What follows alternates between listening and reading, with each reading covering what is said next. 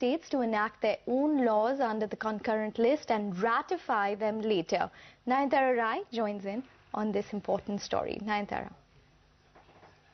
Call it a political masterstroke, the Narendra Modi government's dependence on the land bill and the land ordinance reducing, and because it's looking to give the states the freedom to enact their own legislations, their own land laws.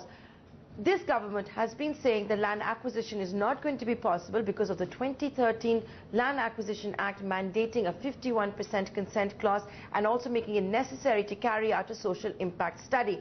What we understand from our sources is that if any state government wants to enact a land acquisition law which is in contrary of that 2013 law, the centre will give its assent. A state taking a contrarian view from an existing central law may also require the assent of the president. That's what constitutional experts have been telling CNBC TV 18. We understand the government is quite confident that 14 to 15 states will be queuing up and asking for the centre's approval to come out with their own land acquisition laws. This has perhaps not been a brainchild of the top BJP leadership, but come as a recommendation and a suggestion from the states. We do understand that this is a suggestion that has actually been made by Maharashtra and Punjab, that give the states the freedom, that these two states have been successful in carrying out land acquisition despite that 2013 law. The parliamentary panel on the land acquisition bill and also met in the capital yesterday. We understand not much happened because 4 senior members didn't turn up for the meeting. All right, Nayanthara, thanks so much for all those details. Well, our very own CNBC TV 18 Shireen Barnes spoke to senior lawyer Parag Tripathi to find out if it was constitutionally possible for a state to deviate from the central law and legislate a new law. Let's listen in. Constitutionally speaking, that is possible. There is a provision to that effect in Article 254 of the Constitution, which says that if there is a prior parliamentary legislation and a state government or a state legislature wants to deviate from it, then it has to pass that enactment and then send it for the approval of the President. The President would mean, of course, acting on the aid and advice of the central cabinet or the cabinet of ministers in the center.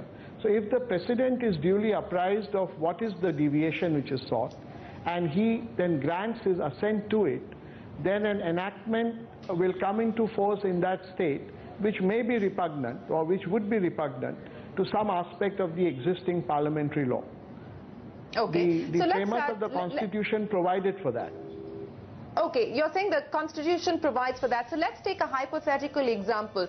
For instance, the state of Maharashtra comes to the central government and says, we want consent and social impact assessment, which are currently mandatory as part of the 2013 land acquisition law, to be done away with. And if the centre were to agree with the Maharashtra state government's request, you're saying the Maharashtra state government can go ahead with that legislation. Yeah, what I'm saying is that the Constitution permits it. Now, whether it is wise or unwise, that's a different issue. But the constitutional scheme permits in our quasi-federal polity state government to come and say that, look, our legislature wants an enactment which is contrary to an existing parliamentary law on the concurrent list. That is a list on which both the parliament and the state legislature can enact. And then the reference will be made by the state government, the bill will be sent to the President. And if the President approves it, the Supreme Court has interpreted this to mean that reasons have to be given, and that is, reasons have to be given by the state as to what is the nature of the deviation and why it is seeking it. And if the President is satisfied, which of course means President on the aid and advice of the cabinet of the center, the central cabinet ministers, then that enactment will be the law in that state, notwithstanding that it's contrary to a prior parliamentary law.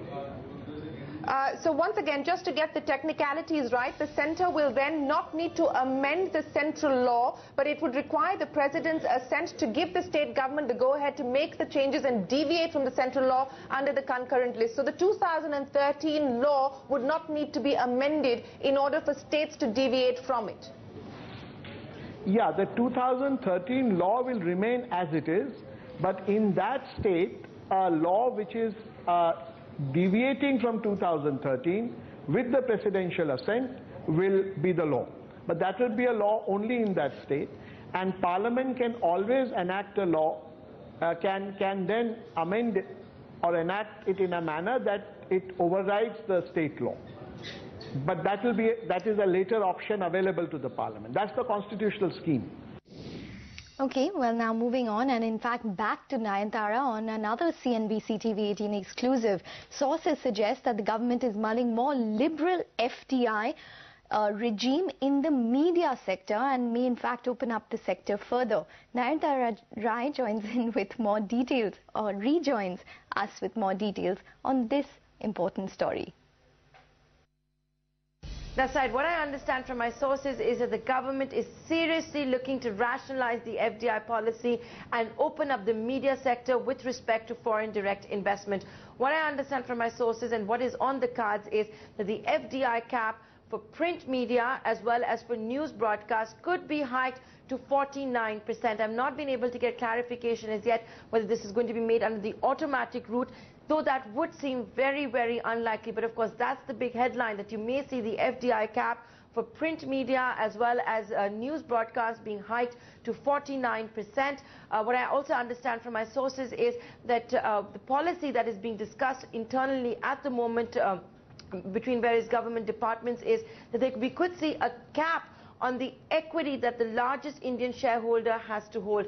We have to figure out what that cap is going to be, but the policy is also going to ensure that control is Indian. So while it will open up the FDI cap, while it will hike the FDI cap, the control of this joint venture company in print media or in news broadcast will have to be Indian. I also understand from my sources this proposal has been discussed with the Law Ministry, it's given its in-principle approval, and the DIPP has been holding various consultations with all kinds of experts. So it's perhaps a matter of days before you see a policy announcement. All right.